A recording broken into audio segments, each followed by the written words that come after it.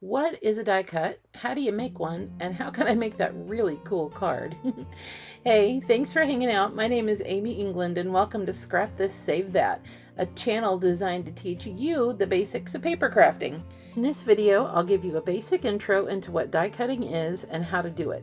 Make sure to stick around to see the awesome results of our efforts at the end of the video. There's lots of different kinds of die cutting machines. In this video, we're going to work with one of the more popular manual ones, a Sizzix Big Shot.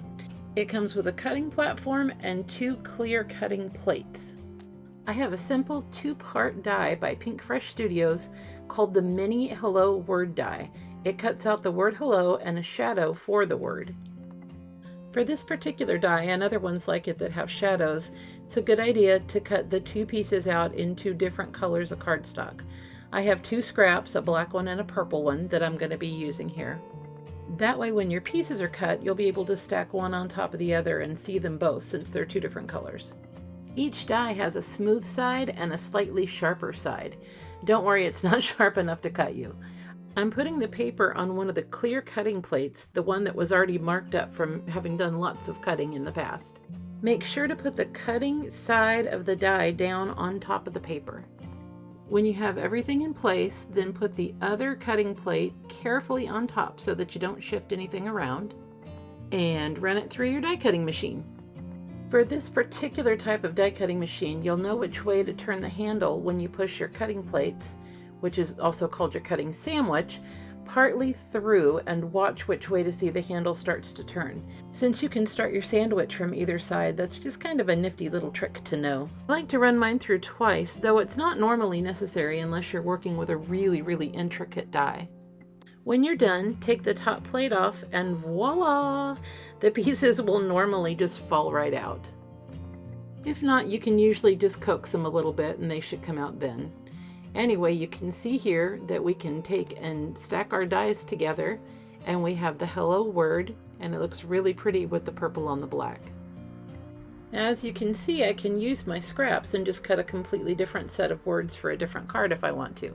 This time I'm using the Smile Dies by Pink and Maine. I'm going to go through the same process I just went through before, push my sandwich in just a little bit just to see which way to turn the handle, and then run it through a couple of times. While my machine's out, I always like to make some extra cuts so I have them ready to go for cards whenever I'm ready to make more. This stripe piece is a panel I made from paper scraps in my last video.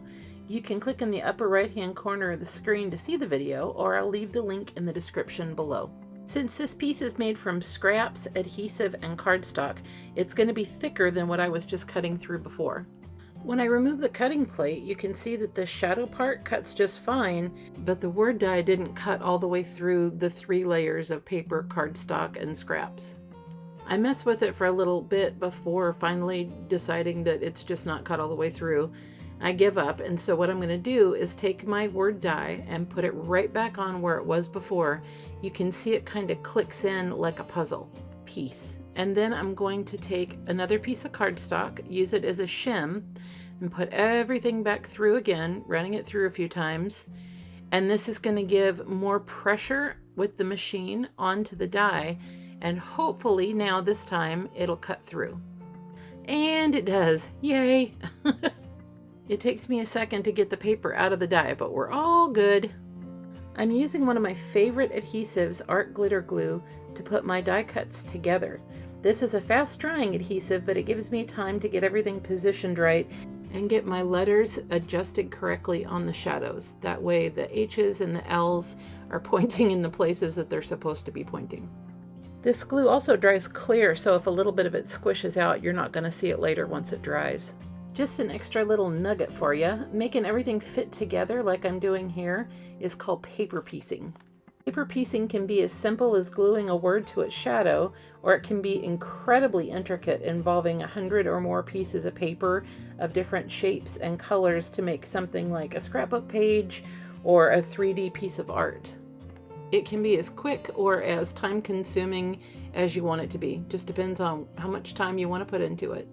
And now it's time to add the tittle. That's the little dot that goes on the eye. I learned that word from watching way too many Laura Basson videos.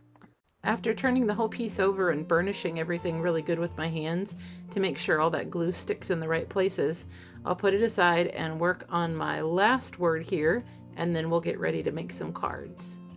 A little more burnishing, another tittle, and then all of the paper piecing is done. I'm using one of the striped panels that I made in my last video for my first card, mounting it to a white card base with my ATG runner, which, by the way, is another one of my very all-time favorite tools. I'm using foam squares on the back of my die cut to pop it up off the panel a little and to give the card some dimension. A little trick here too, if your foam pieces are too big for parts of your die cut, you can always cut them in half before you pull them off the backer paper. That way you have some foam pieces that are smaller for those little tight spaces. I removed the paper from the foam squares and I'm going to center that word right into the middle of my card. And my first card is done. This is the card that you saw at the very beginning of the video, but make sure and stick around because I've got a couple more to show you too. I'll repeat the same process for the second card, remembering to check and make sure my card base is facing the right way before I stick anything down. Man, there's nothing worse than finishing a card and finding out that it opens the wrong way. I've decided to use foam squares on all three of the cards, so I'll have some dimension on each one of these words. And here is card number 2 finished. If you'll notice with that really busy striped paper that we made out of paper scraps in the last video, I'm only using it either for the background or for the words because doing the stripes on stripes would be way too much for the eye to take in.